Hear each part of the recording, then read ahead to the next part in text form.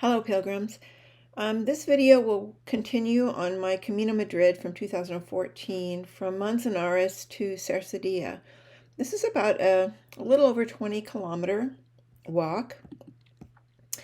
From where we were in El Yelmo, which was up at the top of the highway, you do not have to go all the way back to town to get on the Camino.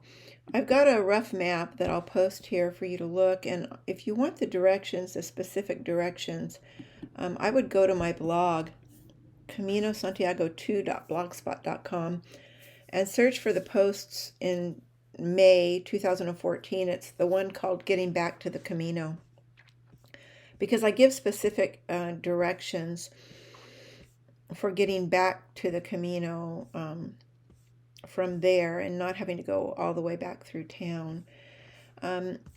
It was a nice little walk. It didn't take a long time, but someone had told us when we reached a dirt track that we should turn left, and that's wrong.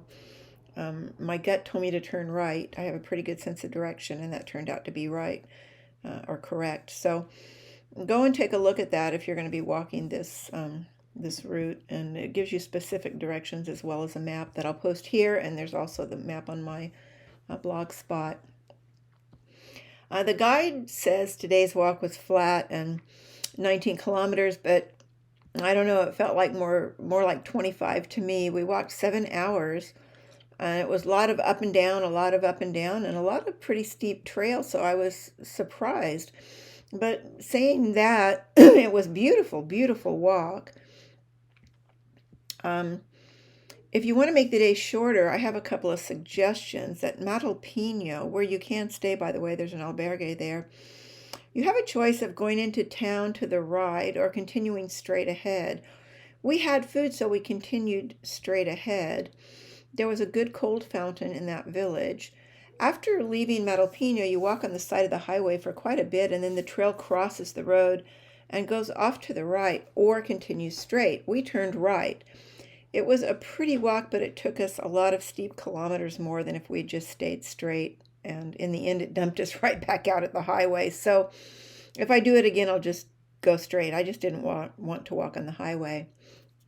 Again, at Navacerrada, you have a choice. You can stay to the highway, or you can turn off left and go to the little town.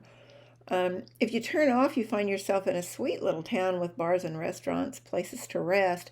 But then there's climbing and scrambling up steep, rocky, slippery trail to get back to the highway where, again, you're on the highway. So it's up to you whether or not you want to take that cutoff. There are probably also places to stay there.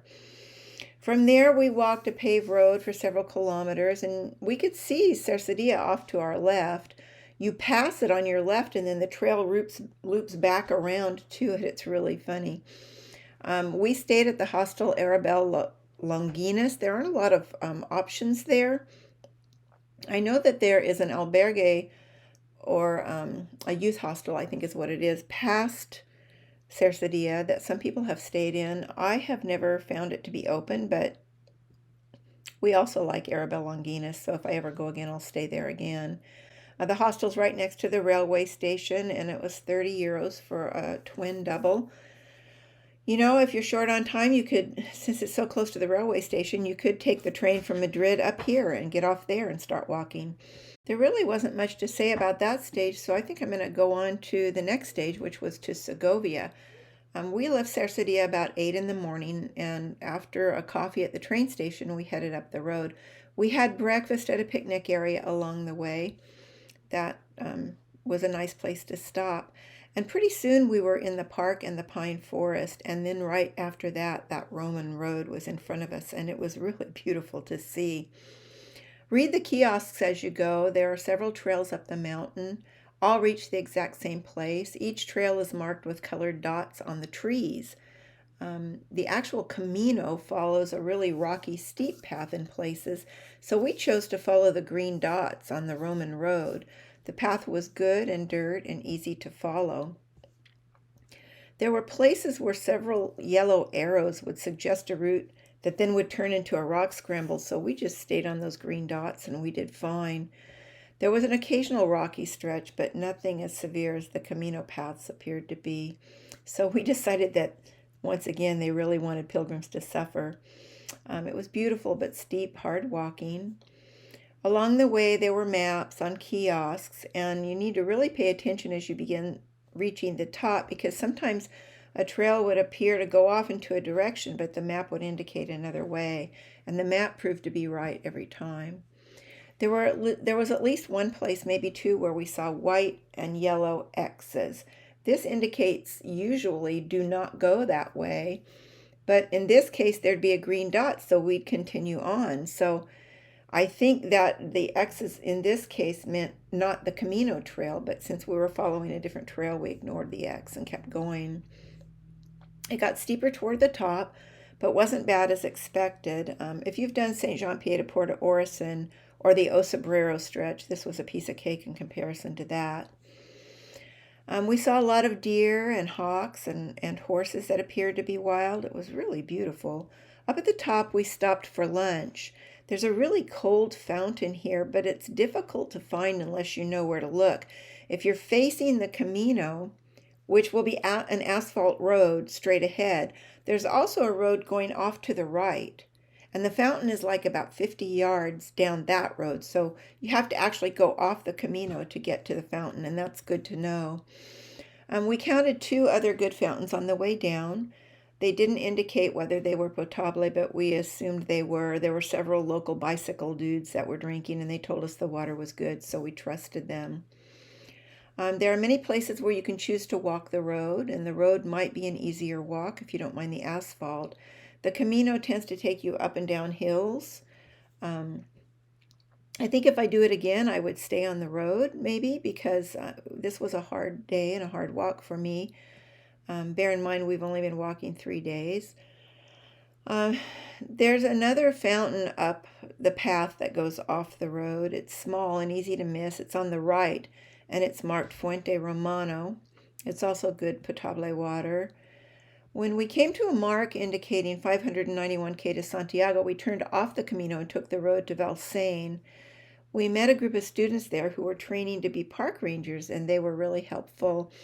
One said it was about 3 kilometers to Valsain, but it turned out to be more like 5 or 6. We laughed and felt it was 3 kilometers until you could see Valsain. These roads just seemed to go on forever and ever. I didn't take a lot of photos because by now I was tired, and I may have even been crying. I cry when I get really tired. So basically, I think it was 8 kilometers up to the top, 8 kilometers down to where you turn off, and then another 5 to Valsain for 21K instead of 31 to Segovia. So I took a photo of the place where you turn off. You've come out of the pines into a second or third meadow, and for Valsain, you want to take the asphalt road to the right. This is the same road that you've repeatedly crossed on your way down, so if you're exhausted, you could just walk the road. I didn't see any vehicles passing the road except forest personnel or bicycles, so there really wasn't any traffic to speak of. Now, there's no sign indicating Valsain at that Y. You just have to take the asphalt road. As you near Valsain, you'll come to the top of a hill, and there's another Y in the road, but you need to stay right. Always stay right when you come to Ys. The asphalt continues down the right and then around a horse ranch, and you just keep walking down, down, down, down, and pretty soon you can see Valsain off to your right. Keep walking till you get a little road going off to the right, and I don't remember if it's dirt or gravel or asphalt, but it kind of feels like a driveway for another horse farm. It passes a horse farm, and then it turns into dirt. And at the edge of a hill, it goes down really sharp and dumps you right into an old dusty plaza called Plaza Valsain. There's a bar there and a panaderia. They were closed when we were there, but we found a bench and we waited, and pretty soon a bus came along and took us to Segovia, so that was really nice. You can buy your ticket from the driver. Our bus arrived at 4:25 p.m. We went to the Estación de Autobuses in Segovia, and I've posted a picture of the current schedule, but remember this is 2014, so things have probably changed. The ticket was €1.32. It was really cheap. We took a taxi to Hostel Natura because we were exhausted. The taxi was like €3.75, €3.75. We just had pinchos and a beer for dinner because we were tired. So that was our trip into Segovia. I'll post some photos of Segovia next. It's definitely worth going to Segovia if you have the time and spending a day or two to tourist around. Segovia is really an awesome town. We were really happy that we decided to take a rest day there. We found breakfast right around the corner, and then we went to the Alcazar. At that time, it was 10 euros to get into the Alcazar, the tower, and an audio guide. If you're over 65, it costs less. And at that time, I wasn't. I think the audio guide was 3 euros and the tower was 2. This is a really great place to visit. The art in here and the furniture and just the history is beautiful. There was a lot to see. Um, it was interesting to note that all over the structure, you see these little dark dots, and they're only decorative. That's it. They were a way of using up the iron slag left over from making cannons. So that was kind of funny to me. For some reason, I thought they had a purpose, but I guess they didn't. We found a menu del dia for 20 euros at Maison Don Jimeno. They were happy to give us a sello, a stamp. Their 2 sons had walked the Camino, and they were really glad to meet other pilgrims, and the food there was really, really good. I'll post photos of the food. Next, we visited the cathedral, and it was free for pilgrims if you had a credential. So remember to always carry your credential when you're touristing about.